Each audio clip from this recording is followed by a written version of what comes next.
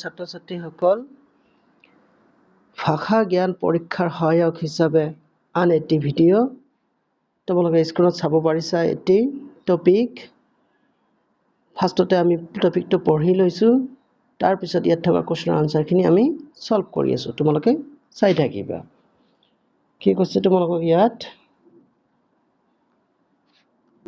First মই তোমালোকক দেখাই দিছোঁ ৰ'বা। কৃত্ৰিম তেজৰ বিষয়ে বহু বছৰ ধৰি পৃথিৱীৰ চিন্তা চৰ্চা চলি আছে। কৃত্ৰিম তেজ বিজ্ঞানৰ এই অগ্ৰগতিৰ যুগতো কৃত্ৰিম তেজৰ সৃষ্টি কৰিবলৈ চিকিৎসা বিজ্ঞানীসকল এতিয়াও সম্পূৰ্ণৰূপে সক্ষম হোৱা নাই। সক্ষম হোৱা নাই। তাৰপিছত কি কৈছে বাৰু ৰ'বা। কৃত্ৰিমভাৱে মানুহে গ্ৰহণ কৰিব পৰা তেজৰ উৎপাদন, জীৱ-জন্তুৰ তেজ মানুহৰ শৰীৰৰ গ্ৰহণযোগ্য কৰিব পৰা অৱস্থা বা তেজৰ গ্ৰুপত থকা জটিলতাবোৰ আঁতৰ কৰাৰ চেষ্টাও সমানে চলিছে। বিজ্ঞানীসকলে বিভিন্ন গৱেষণাৰ মাজেৰে প্ৰয়োজনীয় ব্যৱস্থা গ্ৰহণ কৰি তেজ সম্পৰ্কীয় জটিল সমস্যাবিলাক সমাধানৰ বাবে চেষ্টা চলাই আছে। কিন্তু এইদৰে উদ্ভাৱন কৰা কৃত্ৰিম তেজে খুব কম সময়ৰ বাবেহে কাম কৰে। অৰ্থাৎ স্থায়ীভাৱে ব্যৱহাৰ কৰিব পৰাকৈ কৃত্ৰিম তেজৰ সৃষ্টি কৰাত এতিয়াও সফল হোৱা নাই।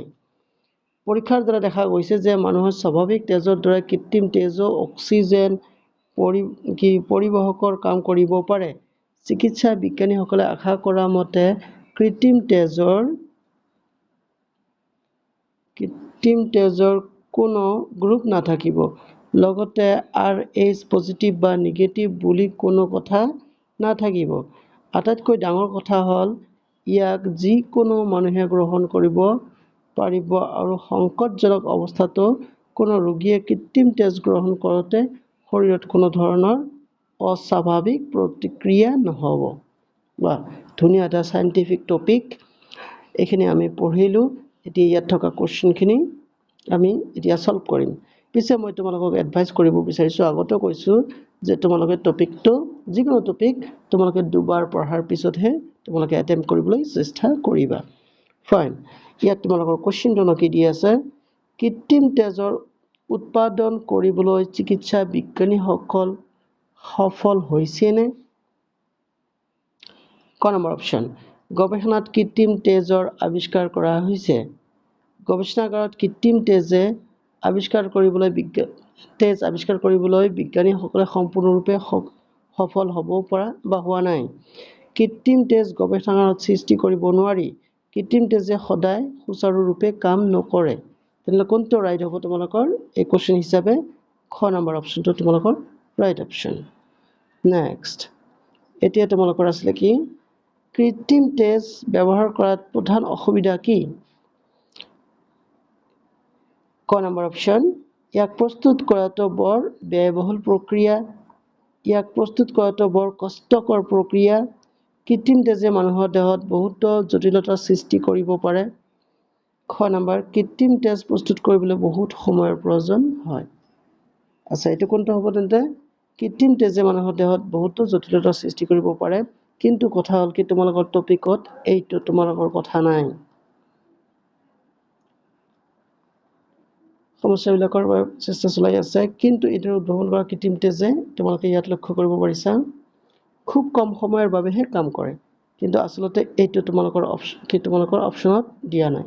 আনচাৰ কিন্তু তোমালোকৰ এইটো যিয়ে নহওক, কিন্তু তোমালোকৰ পৰীক্ষাত কুৱেশ্যন যিদৰে থাকে সেইদৰে তোমালোকক আনচাৰ দিব লাগিব।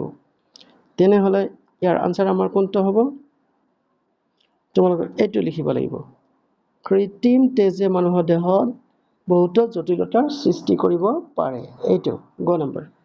নেক্সট তোমালোকৰ আহিল 333। গৱেষণাগাৰত আৱিষ্কৃত কৃত্ৰিম তেজে কিমান সময়ৰ বাবে কাম কৰে? ক নম্বৰ অপশ্যন দিছে তোমালোকৰ খুব কম সময়ৰ বাবে কাম কৰে। খ নম্বৰত ই মানুহজনৰ শাৰীৰিক অৱস্থাৰ ওপৰত নিৰ্ভৰ কৰে। কৃত্ৰিম তেজে এবাৰ ভালদৰে কাম কৰিলে ই সদায় কাম কৰে। ই পৰিৱেশৰ ওপৰত নিৰ্ভৰ কৰে তেন্তে ৰাইট অপশ্যন তোমালোকৰ ক ই খুব কম সময়ৰ বাবে কাম কৰে এইটো ঠিক আছে বাৰু নেক্সটত আহিল কি তোমালোকৰ কৃত্ৰিম তেজে অক্সিজেন পৰিবাহক হিচাপে কাম কৰিব পাৰেনে তোমালোকৰ সিদ্ধাই পাৰে হয়নে কাৰণ তেজৰ মেইন কামটো হ'ল কি অক্সিজেন পৰিবহন কৰা আৰু কাৰ্বন ডাই অক্সাইড পৰিবহন কৰা হয় নাই গতিকে সেইটো যদি কৰিব নোৱাৰে তেজৰ কাম কি হ'ব ফাইন সেইকাৰণে পাৰে নেক্সট কোৱেশ্চনটো আছিলে তোমালোকৰ এনেকা চিকিৎসা বিজ্ঞানীসকলৰ মতে কৃত্ৰিম তেজৰ আটাইতকৈ ডাঙৰ সুবিধা কি বা বঢ়িয়া কথা সুবিধাটো কি হ'ব ক নম্বৰ অপশ্যন ইয়াক বহুদিনলৈ ব্যৱহাৰ কৰিব পাৰি ইয়াক যিকোনো মানুহৰ যিকোনো পৰিস্থিতিত ব্যৱহাৰ কৰিব পাৰে ইয়াক লৈ ফুৰিবলৈ সুবিধা ইয়াক প্ৰস্তুত কৰিবলৈ সহজ কোনটো হ'ব খ নম্বৰ অপশ্যনটো ইয়াক যিকোনো মানুহে যিকোনো পৰিস্থিতিত কাম ব্যৱহাৰ কৰিব পাৰে এইটো আছিল তোমালোকৰ টপিক ইয়াৰ কোৱেশ্চন আনসাৰখিনি মই বুজাই দিলোঁ তোমালোকে চাবা পিছে তোমালোকৰ কাৰণে এটা কোৱেশ্চন মই থৈ দিছো এই কোৱেশ্চনৰ আনসাৰটো তোমালোকে কমেন্টত দিবলৈ চেষ্টা কৰিবা নাম্বাৰ 1 তেজৰ